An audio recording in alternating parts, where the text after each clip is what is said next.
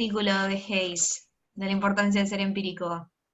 Pareció interesante, obvio, están más o menos en la misma línea sobre el tema de las investigaciones empíricas o no comparten mucho.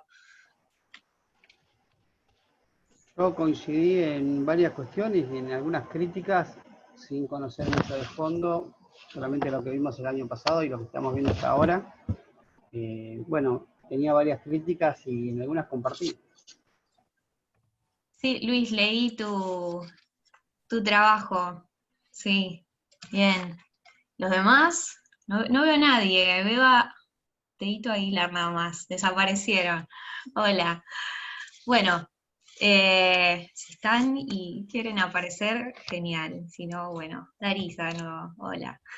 Bien, básicamente la idea de esto es que sea una reflexión sobre el valor que tienen los estudios empíricos y los aportes que pueden hacer tanto al ejercicio de la abogacía como lo que es al conocimiento, a la ciencia jurídica en general, ¿no?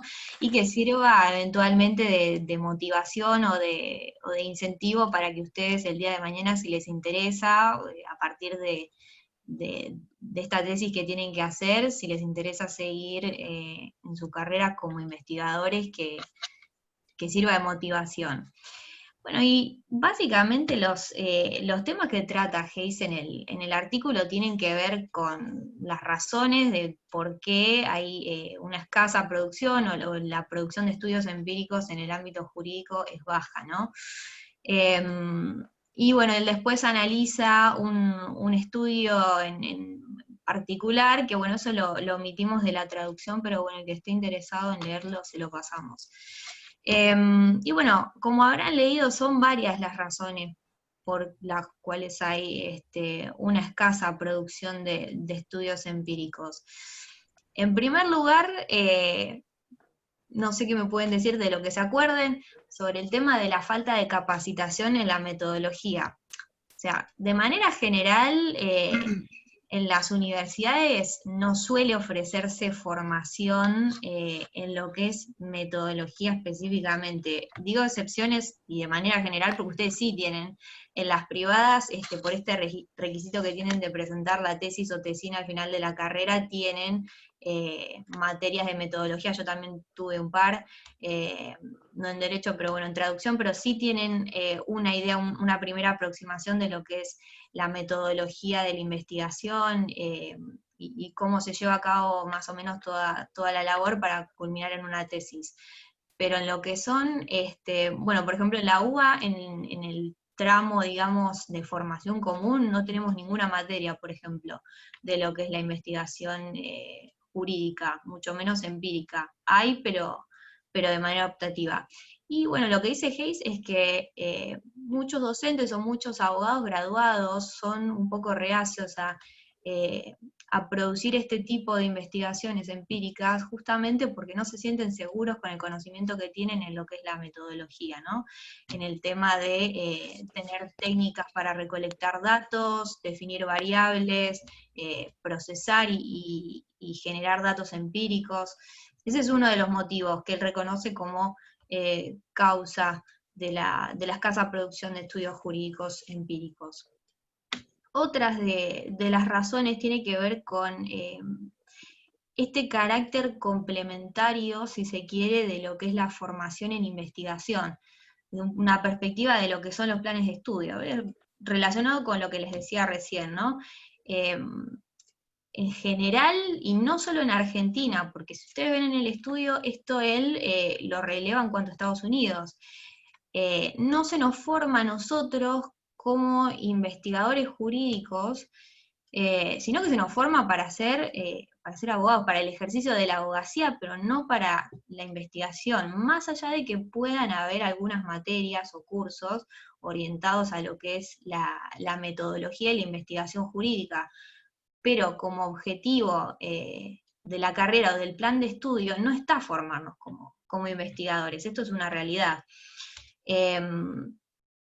si se fijan, por ejemplo, en el caso de ustedes tienen estas materias que yo leía, puede ser que son 3 en los trabajos prácticos que ustedes mencionaban, sí, que tuvieron, que vienen a ver de la mano de esta necesidad de que ustedes al fin de la carrera tienen este requisito o exigencia de presentar un trabajo de tesis, de tesina, pero no está planteado como materias para formarlos ustedes ya, o que se reciban con una formación en investigación, sino más bien para cumplimentar con este requisito de la tesis.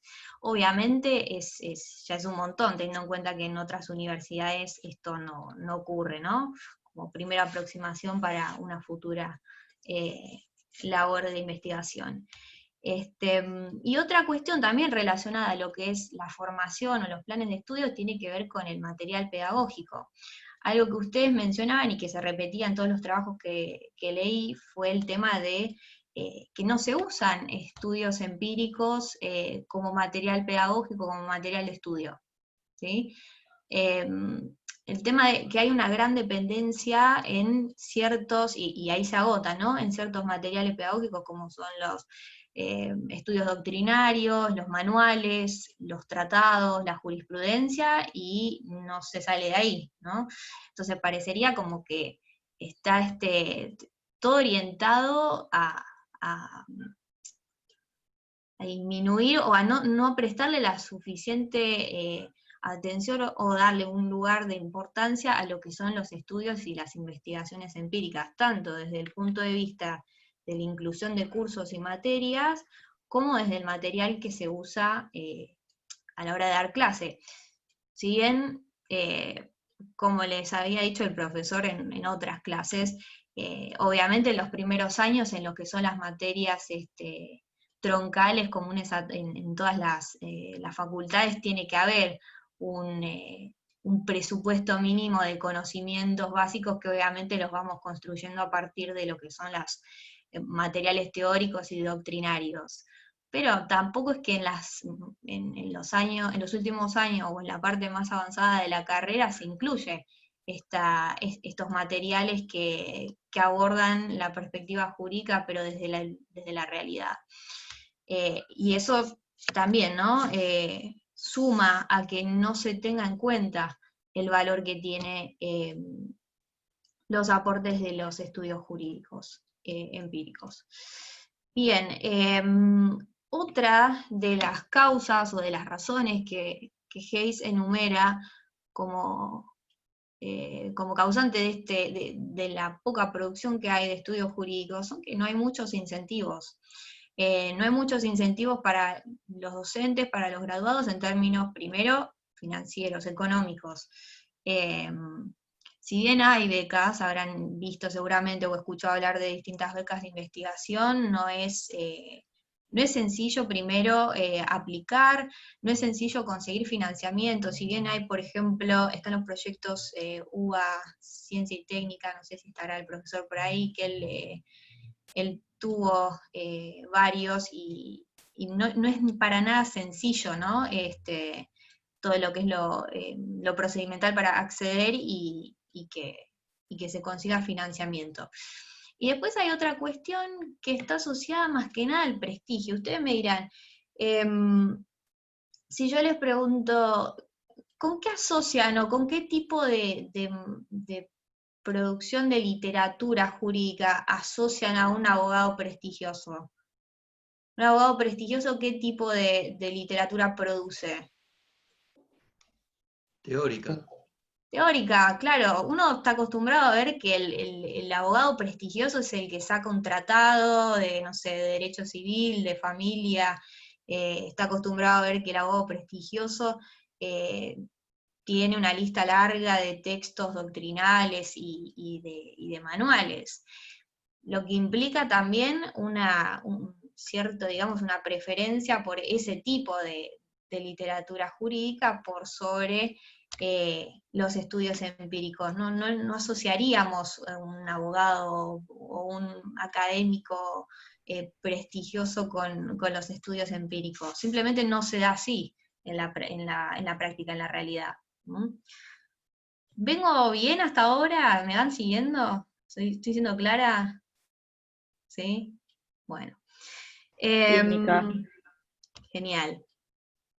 Bueno, otra de las razones que para mí es la fundamental en lo relativo a darle el lugar que se merecerían, ¿no? Dentro de lo que es la literatura jurídica académica, de los trabajos empíricos, los beneficios de las conclusiones y de los hallazgos que uno puede alcanzar por medio de investigaciones empíricas.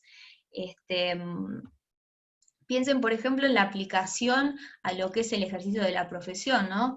Que podría tener si ampliamos y producimos más conocimiento de este tipo. Y el resultado que eso podría tener también a la hora de... usted tiene un ejemplo ahí en el texto eh, Sí, sobre ya no habla las... con respecto a un juicio, o juicio, no, Exacto. un enjuiciamiento, perdón, en el cual aplicó un abogado como defensa un conteo de cuántas personas afroamericanas fueron juzgadas a la pena de muerte, a diferencia por un delito a una persona de tez blanca, no sé cómo describirlo, perdón, Sí, sí. pero con respecto a la diferencia cuántas personas de tez blanca fueron por cualquier delito condenado contra una persona afroamericana condenada a muerte. Sí, exactamente. Fíjense, bueno, y es un tema de actualidad, fíjense lo que está pasando en Estados Unidos y el impacto, ¿no?, que podría tener si se les diera, primero si se los pudiera visibilizar más a los resultados de estos estudios empíricos, si se realizaran más, y el impacto que puede tener en lo que es las reformas legislativas, o sea, podrían llevarse a cabo reformas, se podrían crear normativa, leyes nuevas, ¿no? A partir de estudios de la realidad generados por estos estudios empíricos. Eh, en el texto, ¿no? Hay una parte en la que Hayes menciona al juez Holmes, a Roscoe Pound, no sé si seguramente al juez Holmes lo habrán escuchado nombrar, que son juristas de la corriente del realismo estadounidense. Ya, esto no es nuevo, el tema de que se insta a los juristas a incorporar lo que son los datos ónticos, los datos de la realidad, al estudio o a la investigación jurídica. Y ellos ya decían, hace ya bastantes décadas, que sería bueno que se complementase el trabajo teórico y doctrinal con datos de la realidad. Ellos hablan de lo que es el derecho en acción, ¿no? Eh, esta función del jurista también, de estudiar el funcionamiento en la práctica de las normas, del impacto que tienen, no solo en los casos concretos, sino en distintas esferas de la sociedad. Eh, Cuando yo saco una norma, por ejemplo, o cuando un juez falla, toma una determinada decisión, ¿qué impacto tiene, por ejemplo, en la esfera social, en la esfera económica, en la esfera ambiental? Esto es algo que sería muy útil, y sin embargo no se le presta mucha atención, ni hay demasiada producción en comparación con estudios doctrinales o más teóricos, ¿sí? Este, y ustedes también, bueno, acá haciendo un gran paréntesis, pueden tomar esto como motivación, si se quiere, para el día de mañana, utilizar estos conocimientos que se van a llevar de estos talleres y del haber escrito una tesis para ahondar en algunas cuestiones o en muchas cuestiones que no están, no fueron trabajadas hasta ahora. Y bueno, vamos viendo que el impacto que podrían tener esos hallazgos sería realmente interesante, ¿no? Eh, no sé qué opinan ustedes. ¿Están interesados en seguir después de la graduación alguna tarea de investigación o es solo sacarse la tesis de encima y que quede ahí? ¿Tienen algún interés en investigación? ¿No? Yo Mica, Yo no, Mica, yo no. el día de hoy, la verdad es que no. Sí me gustaría hacer Yo algunas tampoco. actividades, pero la investigación no. No te puedo decir el día de mañana, como te digo. Pero retomando lo que vos dijiste, lo que traduciste, ¿no? Del artículo, mejor dicho, y lo que acabas de comentar recién, me llamó la atención cuando dijiste que hace muchas décadas que se quiere implementar lo que es la visión de estudios empíricos volcada a la formación de los profesores en Derecho, porque eso, como bien decías, y dice la nota que vos traduciste, cambiaría la perspectiva de la literatura jurídica, o de por ahí la manera de enseñar que tienen los mismos. Si hace tantos años lo quieren implementar, ¿no? Y hace muchos años que los doctrinarios del derecho vienen con la otra base, que si no me confundo mal, era algo de la formación, perdón, la codificación de decisiones judiciales, ¿no? Ujú. Se sigue estudiando sobre lo mismo. Sí. Y siguen enseñando a los docentes sobre lo mismo, y hacer el análisis y la codificación de un fallo, una decisión judicial. ¿Por qué lo seguimos repitiendo? ¿Por qué se sigue haciendo? En Yo realidad la diría pregunta no es por qué no se aplica la otra. por todas estas razones que estamos mencionando. Vos fíjate que no tenemos primero nosotros, vamos a hablar en el día de hoy, todos una formación, lo que es en abogado, no salgamos de guay, ¿no? Por ejemplo, que ustedes sí tienen materias, pero en general no hay una formación en lo que es cómo se hace bien una investigación empírica, cuál es la metodología. La otra realidad es que quizás da más prestigio hacer un tratado o un manual que una investigación empírica. Los mismos profesores que tenemos hoy tampoco tuvieron en su momento, mucho menos, esto es algo que también menciona el artículo, recibieron mucho menos capacitación en lo que es la carrera, en lo que tiene que ver con la metodología. Si tienen formación en la investigación es por el propio interés y por los posgrados y demás capacitaciones que hayan hecho una vez que se graduaron. Yo creo que todas estas cuestiones abonan a que sea el día de hoy en que la producción es escasa, a que no hay formación desde el título de grado, o que es escasa, es complementaria, a que no hay financiación, porque también esa es la otra realidad, ¿no? Que los trabajos empíricos, si vamos a salir de lo que son las investigaciones de biblioteca, que es lo que también menciona el autor en el artículo, hace falta financiación para llevar a cabo determinados estudios. Otra cuestión es el saber conducir una investigación. Bueno, yo creo que todo eso abona. Si bien no es que no haya estudios empíricos, la idea es que en relación a los trabajos doctrinales y los trabajos teóricos, la producción sigue siendo baja, si bien está en aumento, ¿no? Pero también es como lo decían estos jueces, tienen que ver también con el enfoque que uno le da.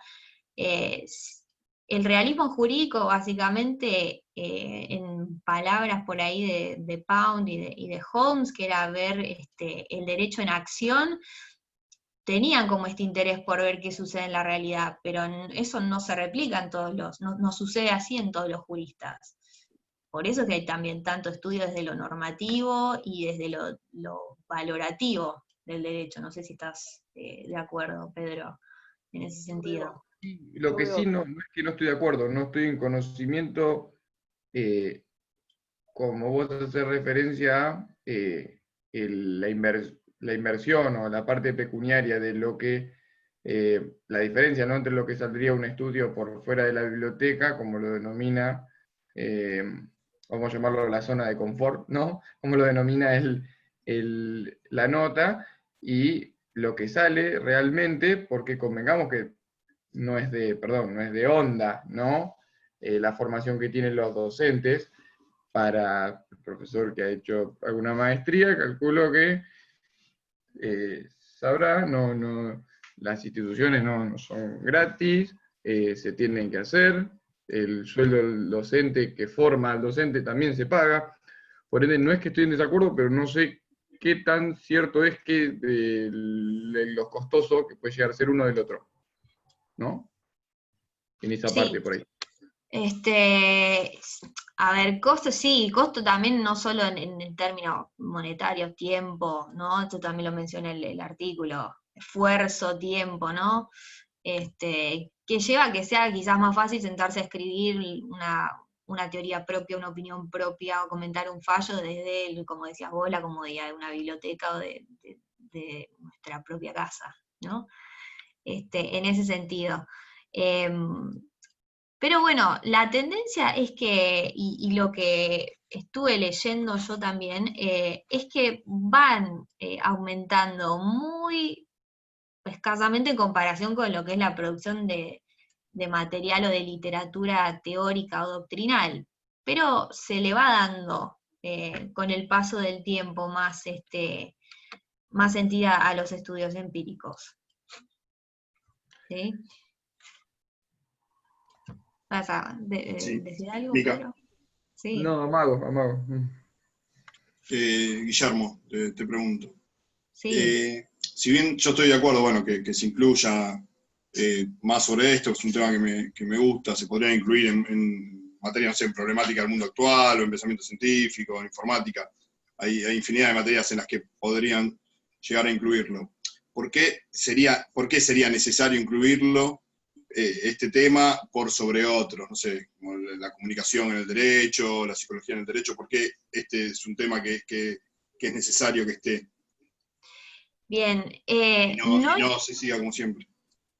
no es que sea más necesario que otros, sino que si uno ve o analiza, que es lo que plantea un poco el artículo, si uno analiza la cantidad y la proporción de estudios empíricos en comparación con estudios doctrinales y estudios teóricos, es muy grande la diferencia que hay, son muy pocos en comparación. Y no es que haya que implementarlo por sobre otro, sino que las producciones de estos trabajos empíricos, los resultados y las conclusiones son muy importantes como para que quizás sigamos dejándolos de lado, no sé si me explico. Y ahora vamos a ver algo relacionado a lo que mencionás vos, como lo que es la psicología, en lo que tiene que ver con la interdisciplinariedad del derecho, que falta un poco ese diálogo del derecho con otras disciplinas, ¿sí? Y lo empírico, estos estudios empíricos, pueden, junto con la incorporación de otras disciplinas, pueden ayudar a mejorar lo que es la praxis jurídica, lo que es la implementación o la aplicación de determinada normativa, ¿sí? Desde ese sentido es que sería útil, diciéndolo mal y pronto, darle más bola a lo que es el estudio empírico Yo pongo del un derecho. ejemplo, una breve Habría que replantear todo el plan de estudio. No, bueno, pero yo pongo una intervención, Mica, y ya te dejo la... Sí. Fíjense, lean el chat. Perdón la polémica. No, me parece muy bien aclarar esto, lean el chat. De próxima aparición, un comentario sobre... Ay, no encuentro el chat. ¿No lo ven? ¿Lo ven? Sí, yo sí. Sí. Bueno. Sí, se ve. El doctor Berchol terminó su segundo doctorado en España sobre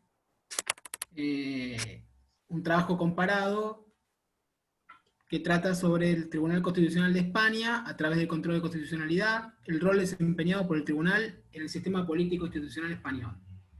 Este es un libro que ya fue publicado y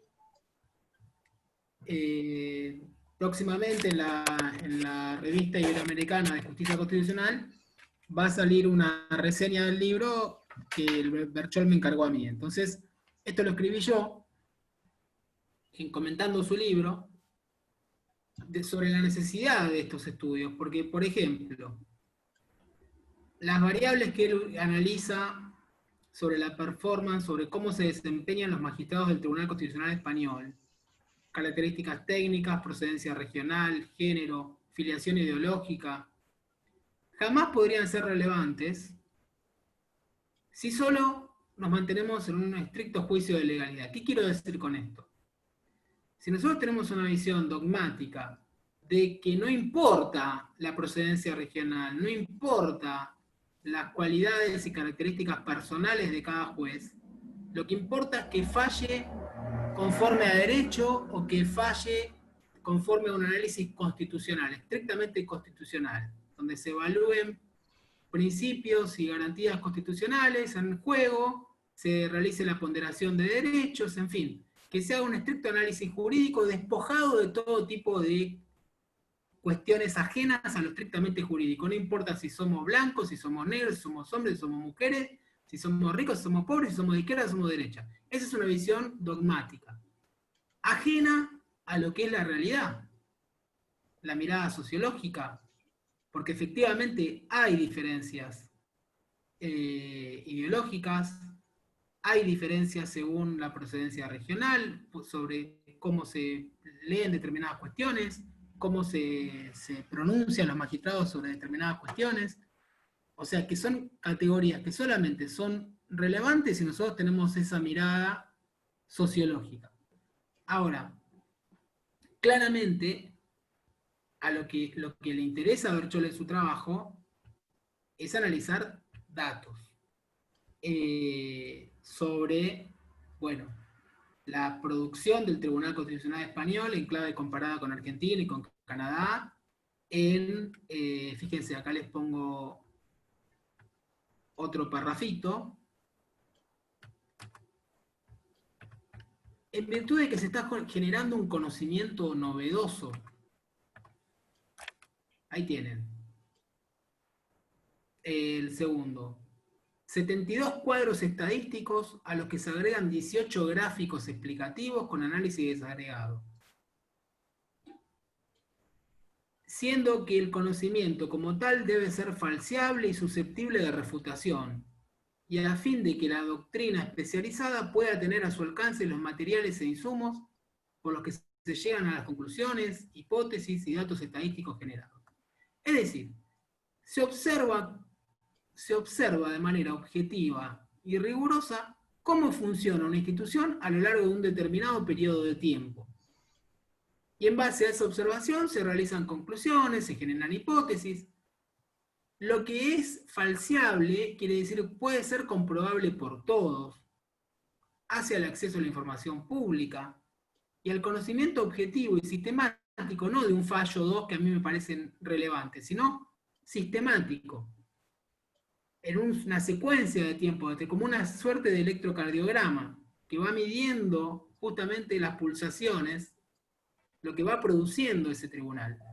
Las ideologías, creo haberlo dicho antes, cuando nosotros entramos en el terreno de lo ideológico, lo que le parece a uno, lo que le parece a otro, lo que le parece bien, lo que le parece mal, no son comprobables, no es un conocimiento objetivo ese. Puede decirnos sobre lo que la preferencia de un determinado autor o autora, que resalta tal o cual fallo, que lo comenta, o que toma un conjunto de fallos y que toma algunos aspectos y resalta otros y descarta otros. Es un recorte parcial de la realidad. Este tipo de trabajos empíricos que toman lo que produce una institución estatal, en este caso un Tribunal Constitucional o la Corte Suprema, sistematizan los datos, los convierten en datos, toda la información volcada en los fallos, a la vez se vuelcan unas planillas de recolección de datos, como si fueran encuestas, respuestas de una encuesta, y esa información se transforma en números, en porcentajes, en tendencias. ¿Por qué es importante? Porque no es zaraza, porque no es lo que le parece a uno lo que le puede parecer a otro.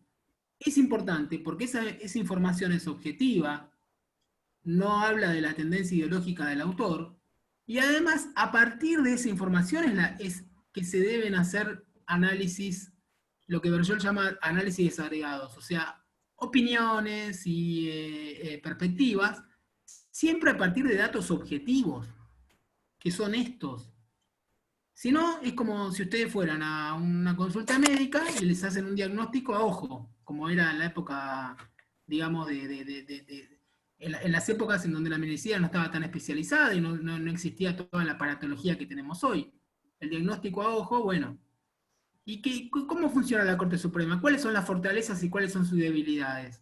¿Cómo sabemos esto desde la opinión? Lo que le parece a uno, lo que le parece a otro, o en base a algunos casos. Tomamos algunos casos aislados y nos formamos una opinión. Quiero decir, si ustedes quieren analizar cuál es la producción de la Corte Suprema, tomo el caso de la Corte, pero podemos tomar el caso del Poder Ejecutivo, del Poder Legislativo, de cualquiera de los niveles de gobierno, o de cualquier actor social o político que ustedes quieran, tenemos que observar su conducta de manera sistemática a lo largo de un periodo de tiempo. ¿Sí? ¿Cuál es la producción de la Corte Suprema sobre el consumo personal de estupefacientes? Bueno, ¿tomamos uno o dos casos aislados? ¿O vamos a todos los casos posibles?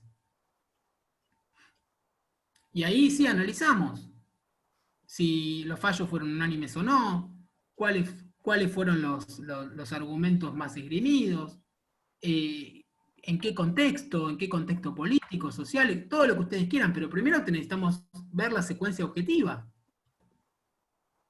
¿Se entiende a dónde apuntamos?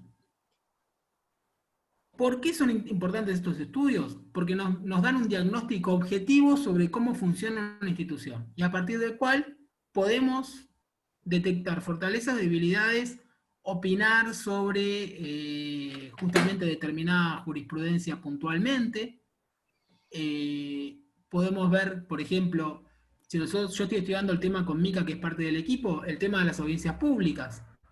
Bueno, yo puedo analizar en la secuencia de tiempo de 2007 para acá cuántas audiencias públicas se han implementado con el marco de la Corte, y puedo detectar, por ejemplo, que durante el año 2019 hay una baja significativa en las audiencias públicas.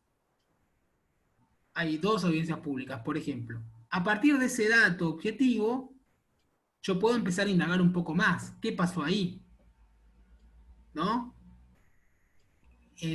La relación entre audiencias y fallos tramitados y expedidos por la Corte.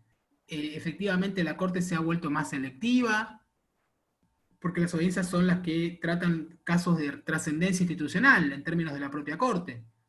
Si es una Corte que quiere dedicarse más a fallar sobre casos de trascendencia institucional que ser un tribunal de casación, un tribunal de revisión de lo que hacen las sentencias inferiores del Poder Judicial, sentencias de arbitrariedad, etcétera, o tareas administrativas, porque todas esas funciones las concentra la Corte. Bueno, entonces yo para empezar a indagar sobre algunas cuestiones puntuales necesito primero el electrocardiograma, la secuencia objetiva de datos. Podemos, en un momento empiezan a aparecer disidencias profundas, marcadas. Hay 2 o 3 que siempre votan en disidencia. Esto lo ha detectado Berchol en algunos estudios. Podemos detectar, por ejemplo, que empiezan a pronunciarse menos sobre algunas cuestiones. Se pronuncia más sobre algunas materias que otras. Una Corte más enfocada, más interesada en determinada área del derecho. Bueno, para tener todas estas evidencias necesitamos primero datos. Y esto quiere decir sentarse frente a una computadora y empezar a leer fallo por fallo. Empezar a tener contactos con expertos, empezar a tener, por supuesto, elaborar un marco teórico que es el que me permite realizar los gráficos y los cuadros, porque sin el marco teórico, ¿qué cuadros voy a elaborar? Si yo no tengo en claro qué es lo que quiero buscar, qué datos quiero buscar. Los parámetros de búsqueda me los da el marco teórico. Entonces, no les pedimos a ustedes que hagan un trabajo estadístico, pero sí sepan que las opiniones suelen estar fundadas no en análisis objetivos, secuenciales, sistemáticos,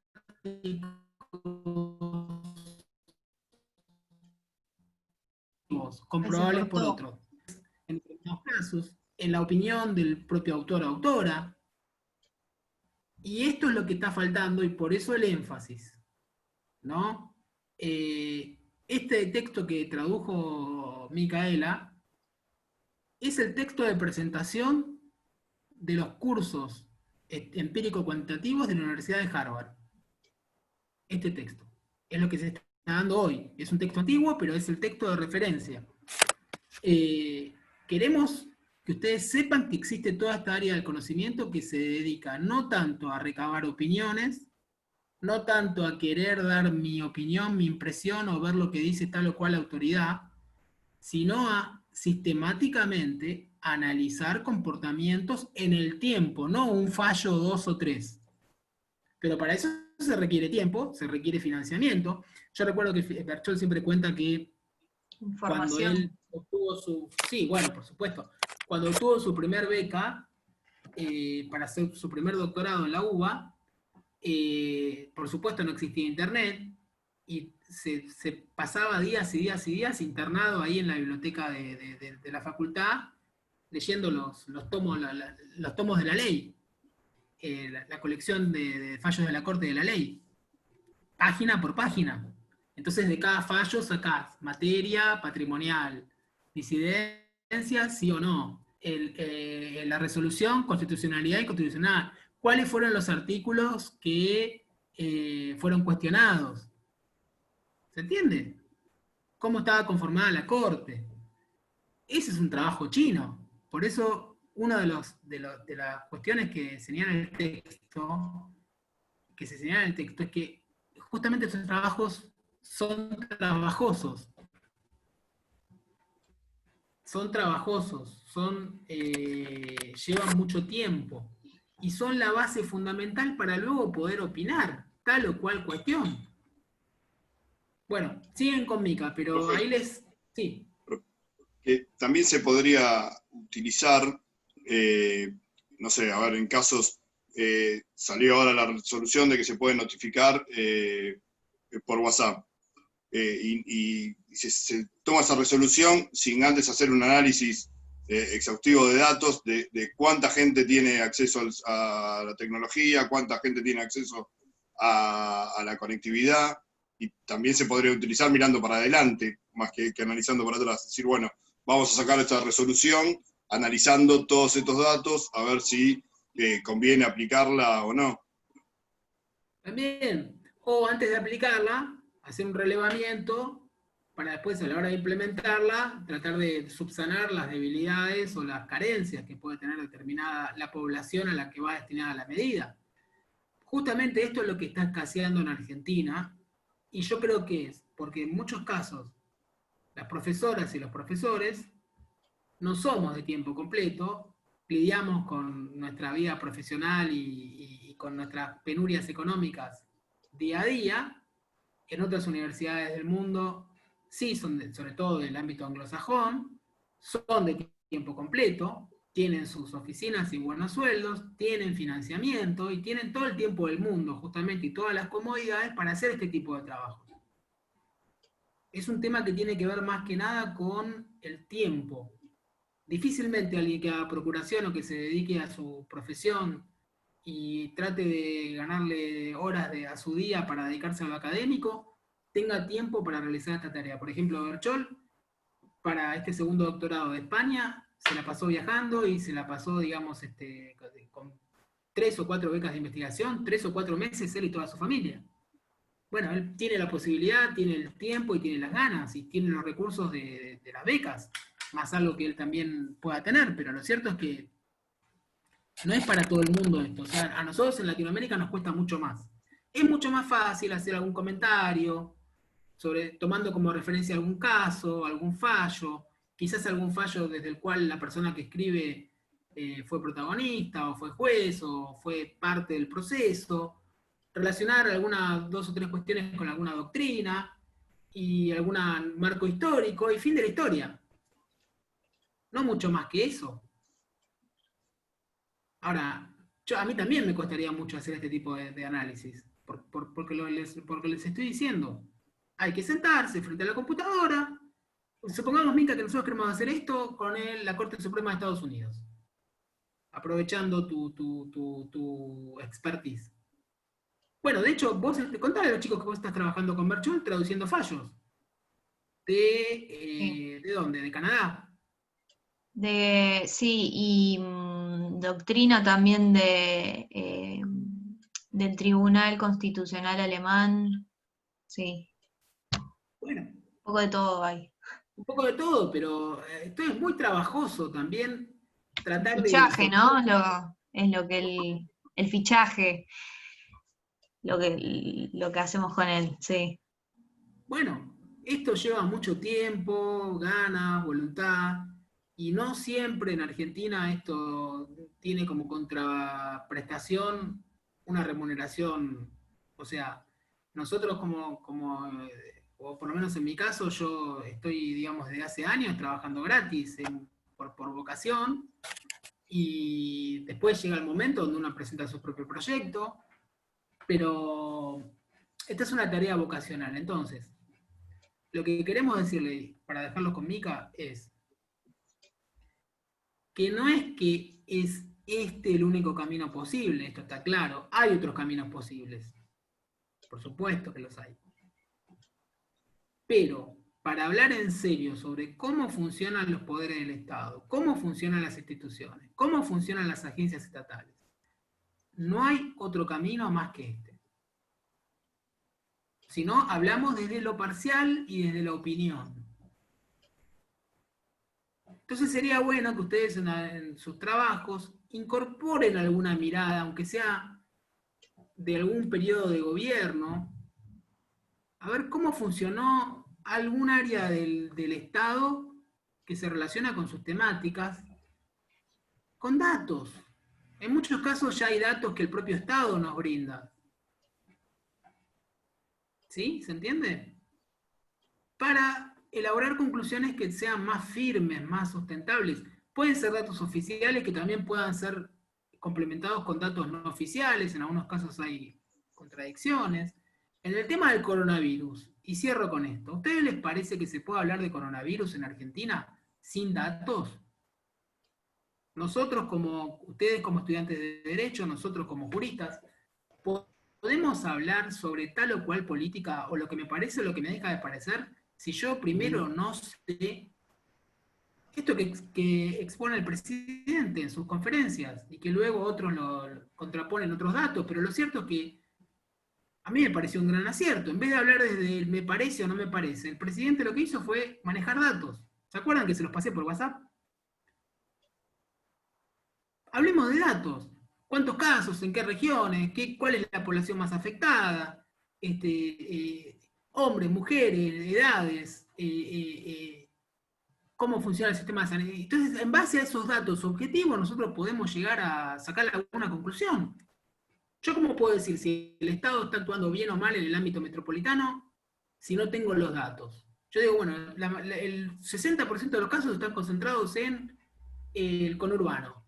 Entonces, ahí va focalizada la atención a ver cómo responde el sistema sanitario, cómo responde la ayuda económica o la contención social. No voy a ir a mirar lo que pasa en Formosa donde no hay ningún caso. ¿Se entiende? Primero voy a los datos. Bueno, Mica, todo tuyo. Me diste el pie, profe, para hablar de la interdisciplinariedad, porque justamente lo que muestra Alberto Fernández son datos que le proporcionan epidemiólogos, infectólogos y demás. Y bueno, ya como para cerrar el tema de cuáles eran las razones por las que se producen pocos estudios empíricos, jurídicos, este tema de que por ahí aquel investigador jurídico se formó en Derecho, es abogado y continúa sus especializaciones y sus estudios de posgrado en áreas siempre relacionadas al derecho y por ahí no sale a explorar otras disciplinas que también suman y mucho en lo que son las perspectivas, ¿no?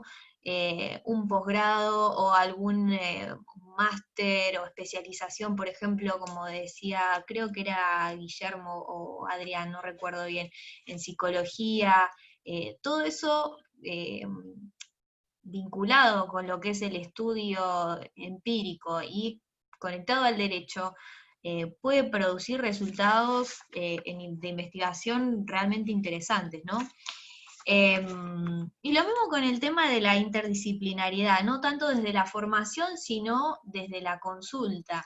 El derecho a veces parece que en algunas, más que nada en lo que es la formación, ¿no? Me parece que fuera un poco reacio a incorporar nociones o algunas perspectivas de otras ciencias. Les doy un ejemplo, ¿no? de lo fructífero que puede ser trabajar codo a codo con otras ciencias o con otras disciplinas. Yo estoy ayudando también a una abogada que está preparando su tesis de doctorado. Yo le ayudo, bueno, en lo que es lo relativo a la traducción, ¿no? Del material que está utilizando. Y ella se dedicó siempre al derecho civil y comercial, trabaja en un juzgado y toda la formación que tuvo desde que se recibió gira en torno a esta rama, ¿no? Y para su tesis empezó a capacitarse, a formarse en el INECO. ¿Lo conocen? El Instituto de Neurología Cognitiva de Facundo Manes. ¿Lo tienen oído? ¿No? Facundo Manes, también neurocientífico, bastante popular en esa disciplina.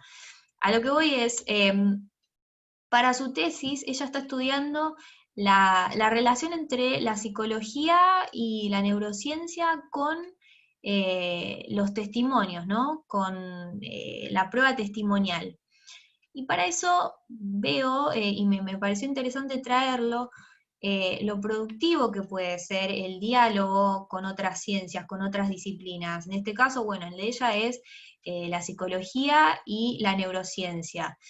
Y traduciendo el material que ella me pasaba, la psicología hizo un montón de investigaciones también empíricas con grupos, grupos de personas, habrán visto seguro algunos, que se les hace pruebas en lo que es los recuerdos, la memoria, y todo eso ella está buscando aplicarlo a técnicas para mejorar los interrogatorios de los testigos, para detectar fallas en los testimonios, en la prueba testimonial.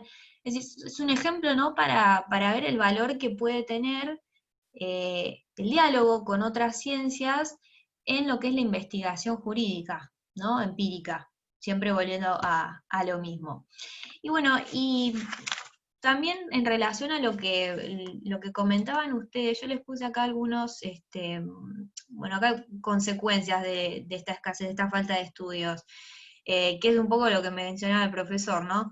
La dificultad para producir teorías o opiniones confiables, digamos, o sustentadas sin datos ónticos, sin datos de la realidad. Si no tenemos tampoco hallazgos o conclusiones a partir de estudios empíricos, tampoco los podemos utilizar como recurso de argumentación en un proceso judicial, en un litigio, ¿no? Y acá volando el ejemplo que ustedes tienen en el artículo sobre esto de la criminalización, perdón, en base a los prejuicios raciales. Otra consecuencia de no producir o tener una baja producción de estudios empíricos tiene que ver con que no se sabe cuál es el impacto o el efecto que tienen las normas y las instituciones que las aplican o que funcionan como contralor en la realidad. No sabemos cómo se desarrolla el derecho, qué daño puede generar en la sociedad, una norma, qué daño puede generar en el ambiente, en la economía, y así en innumerables esferas, ¿no? A ver. También implica o conlleva que se tomen determinadas decisiones, por ejemplo, un fallo judicial, un juez que toma una determinada decisión, y le faltan datos ónticos, no estaría verificando o teniendo en cuenta el impacto, y no en términos de opinión,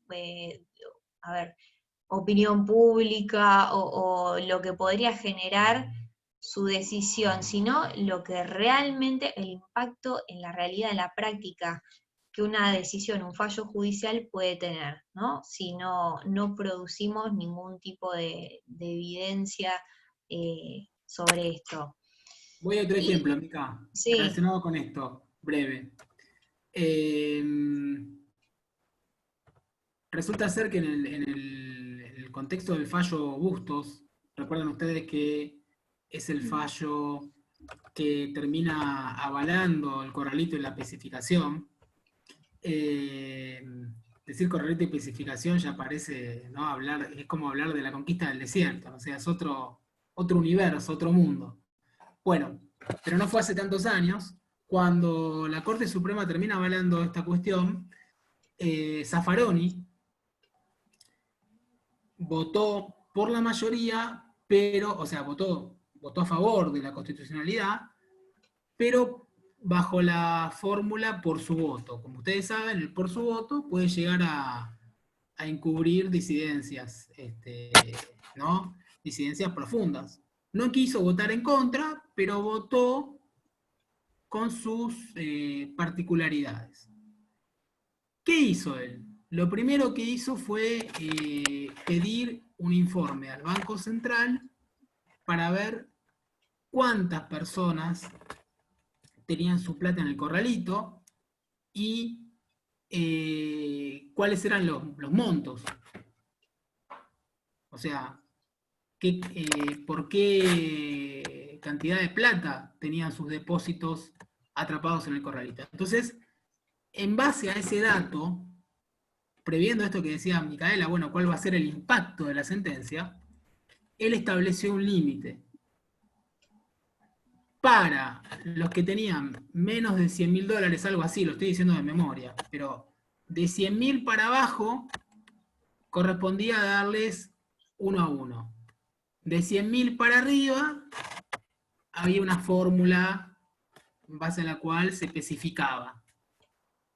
Entonces, ¿cuál fue su reflexión? Esto lo vi de primera mano porque justo esos días él estaba dando clases en el posgrado con nosotros. Y me acuerdo que él, así, en la sala de profesores, comentaba justamente en esos días, se estaba elaborando el fallo, quiero joder a la menor cantidad de gente posible, fue lo que él dijo. No quería quedar mal con el gobierno K, porque ya saben toda su afinidad, pero tampoco quería que su fallo, en todo caso, perjudicara, entre comillas, a los que mayor cantidad de dinero tenían. Pero al pequeño y mediano arrista, que eran la mayoría, bueno, prácticamente era como que si votaba en contra, ¿no? Era como votar en contra de la especificación. ¿Se entiende? Ustedes lean el fallo Bustos y van a ver que, de hecho, el voto de Zaffaroni fue aplicado por las instancias inferiores más que el voto de la mayoría. Fue la doctrina Zaffaroni. ¿Sirve el ejemplo? Esto se llama juicio de previsibilidad. O sea, primero recabo datos objetivos, no opiniones, y en base a esos datos puedo tomar alguna decisión. Este es un ejemplo desde el ámbito judicial. Muy bien. bien. Bueno, otra conclusión es esto que ya habíamos mencionado antes, que se tiende a depender de literatura académica que no sale de las leyes, la jurisprudencia, la doctrina, los digestos, las normas de interpretación o de hermenéutica, ¿sí? Bueno, y de investigaciones de sofá lo mencionamos antes, que tiene que ver con esto de sentarse y escribir un artículo de opinión y no realmente tomarse ese trabajo chino, como decía el profesor, de recabar datos, pues es algo que dure un trabajo muy largo y muy arduo, ¿no? Y bueno, acá les traigo algunos ejemplos de cómo podría mejorar o qué el aporte que podría hacer realizar una investigación empírica sobre estos temas en concreto. Por ejemplo, ¿quién no escuchó? Yo al menos lo escucho muy seguido, conozco muchas personas que me dicen que desistieron de un proceso de adopción porque supuestamente, ¿no? En palabras de ellos, el proceso es engorroso y es muy largo.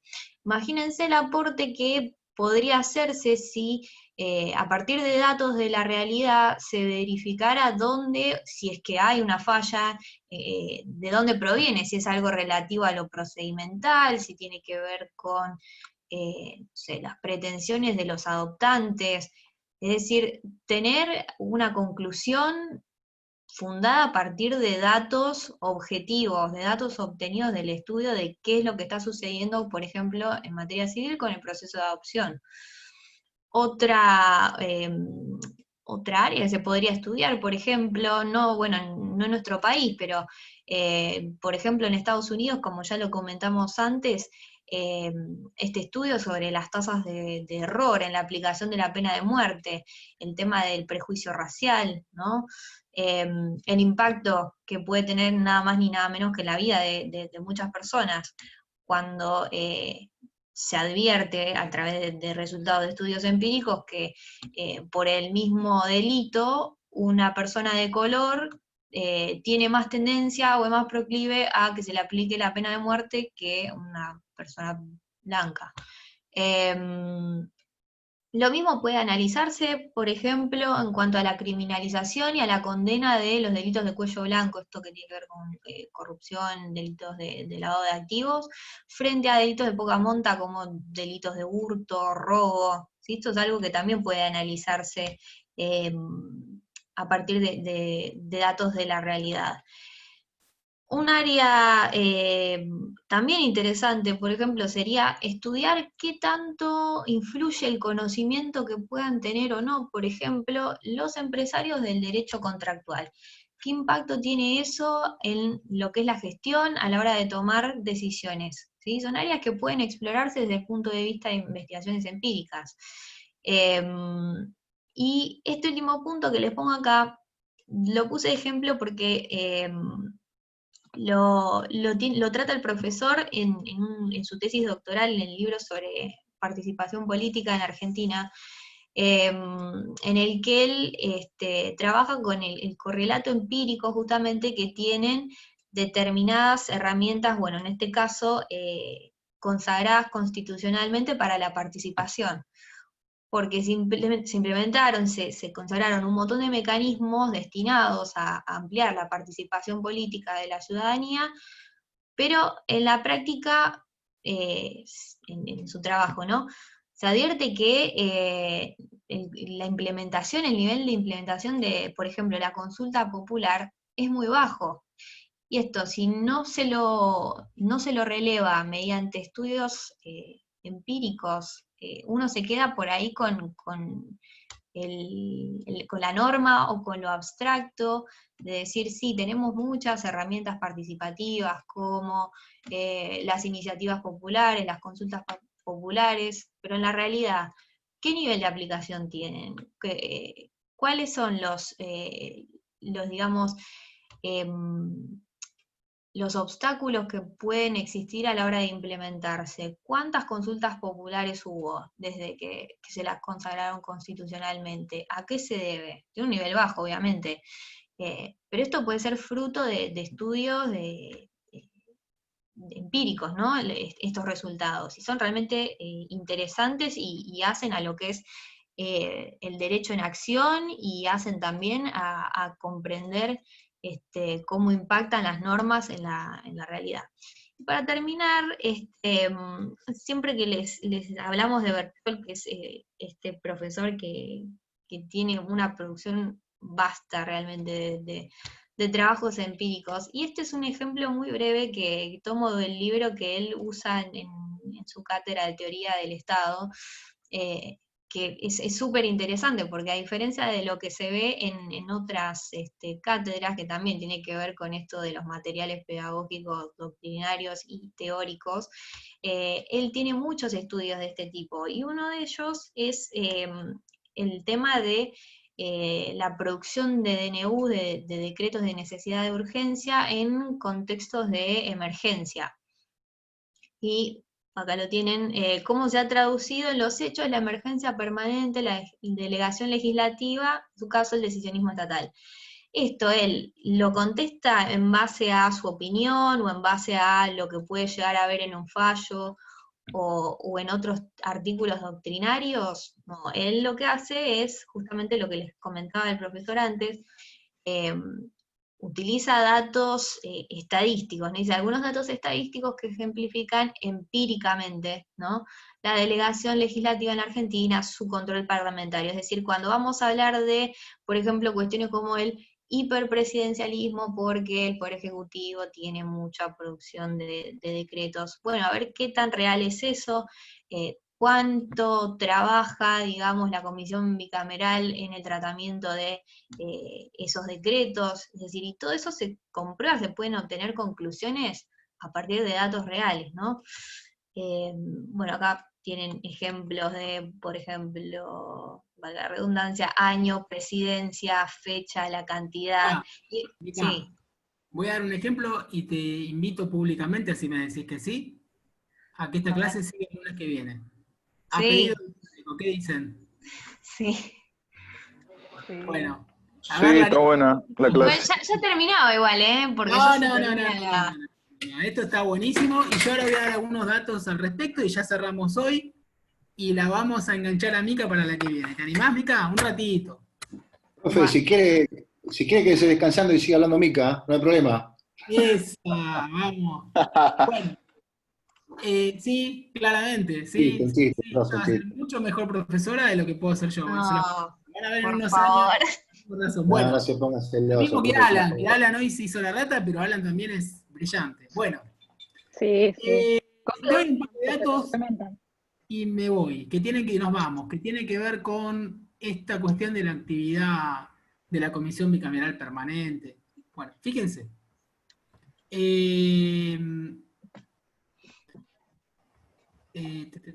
Un segundito.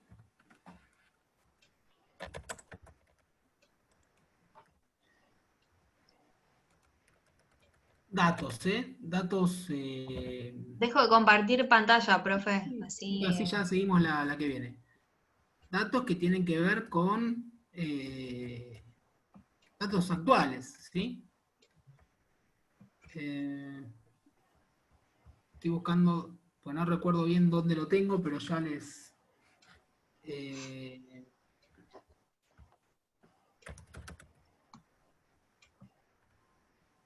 estoy trabajando en varios archivos a la vez, distintas cuestiones, y a veces me mareo, yo mismo me mareo. Bueno, a ver,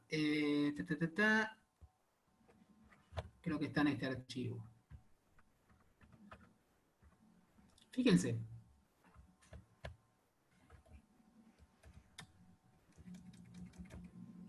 Datos, digamos, de la pandemia. Datos al 12 de mayo del 2020.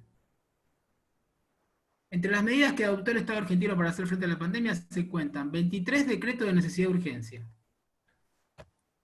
Acá se los copio y pego lo que estoy leyendo. Así lo tienen ustedes también. ¿Sí? Ahí está. 23 decretos de necesidad de urgencia. 7 de ellos corresponden a la emergencia sanitaria, 5 al aislamiento social preventivo y obligatorio, 3 a la emergencia pública. Bueno, ahí tienen los datos. Por supuesto, estos datos hay que actualizarlos. A día de hoy son otros.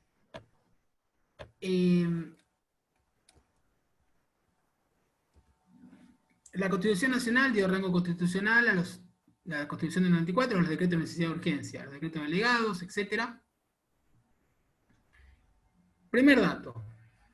Se crea una comisión bicameral permanente de seguimiento del trámite legislativo.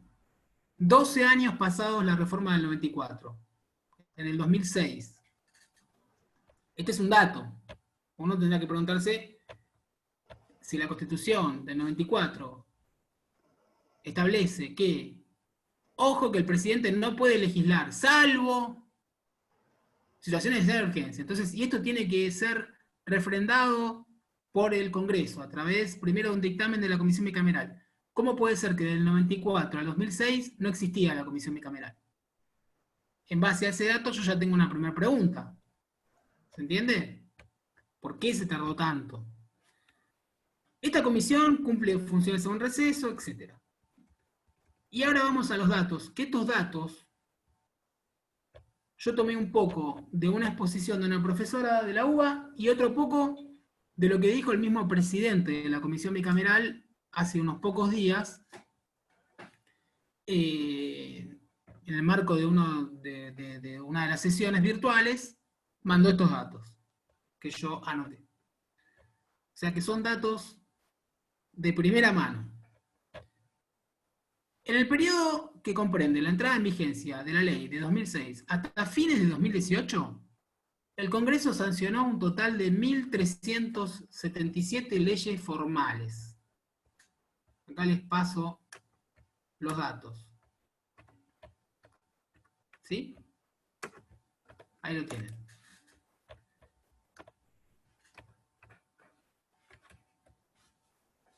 Y el Poder Ejecutivo, 275 decretos, en su mayoría de DNU. Escuchen esto.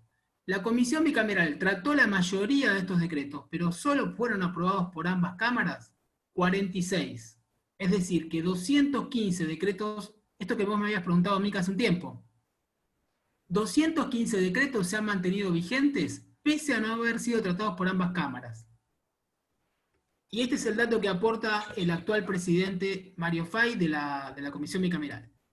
Durante el periodo del gobierno de Macri, 6 de los 80 decretos girados a la mesa de entrada de ambas cámaras llegaron a tener alguna ratificación parlamentaria con al menos alguna de las cámaras. El resto siguió sin vigencia, sin tener ratificación parlamentaria. O sea, 72 decretos de necesidad de urgencia de la era Macri nunca tuvieron ratificación parlamentaria. ¿Este es un dato? ¿Es una opinión? No. ¿Lo ven por qué es necesario primero trabajar con datos? ¿Cómo yo voy a hablar de la actividad legislativa del Ejecutivo y del control de la Comisión sin tener estos datos? De ahí empiezo a hacerme preguntas y a ver las causas, las consecuencias.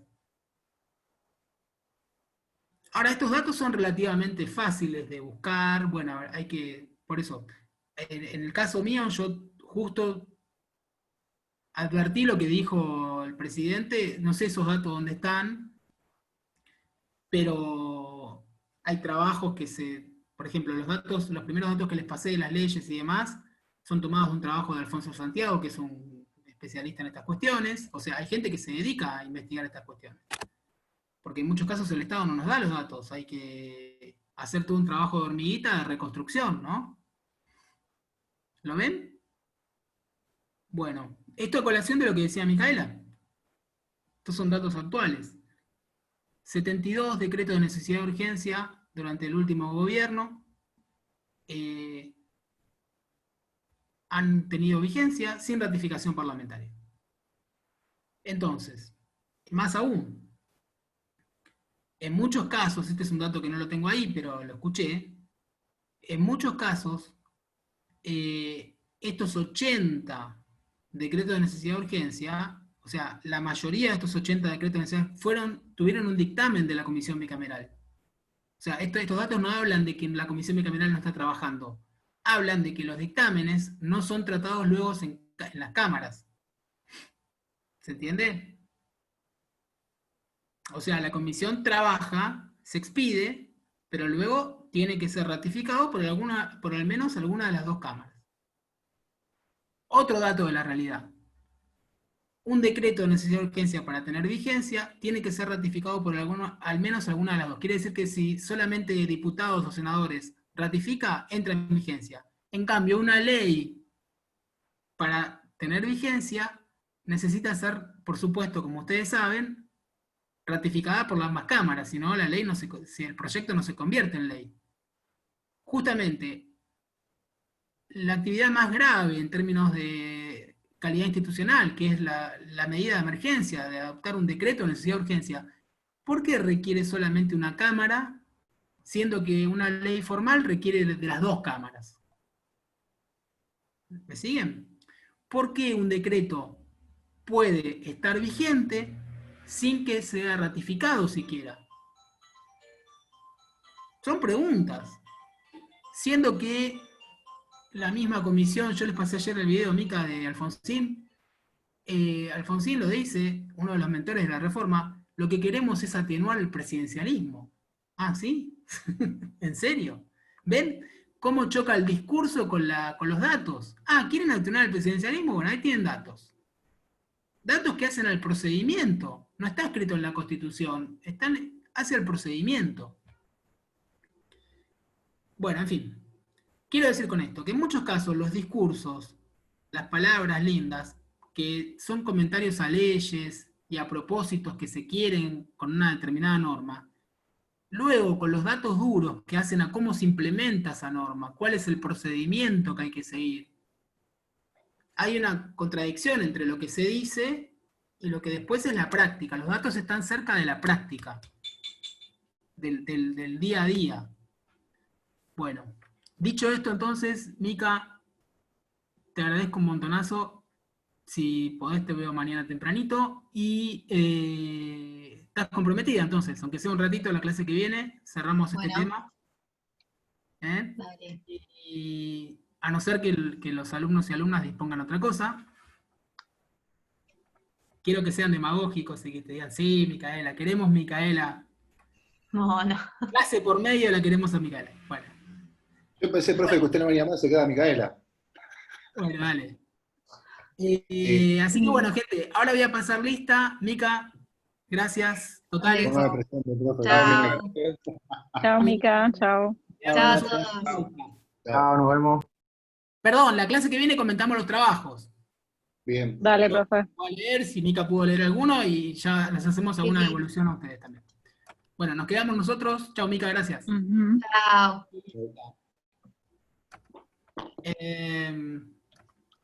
Bueno, a ver. Anoten estos datos que les pasé, ¿eh? Ujú. Pueden servir incluso para sus trabajos. Por supuesto, después tienen que chequearlo, ¿no? Si quieren citarlo, ver si consiguen alguna fuente que confirme estos datos. Bueno.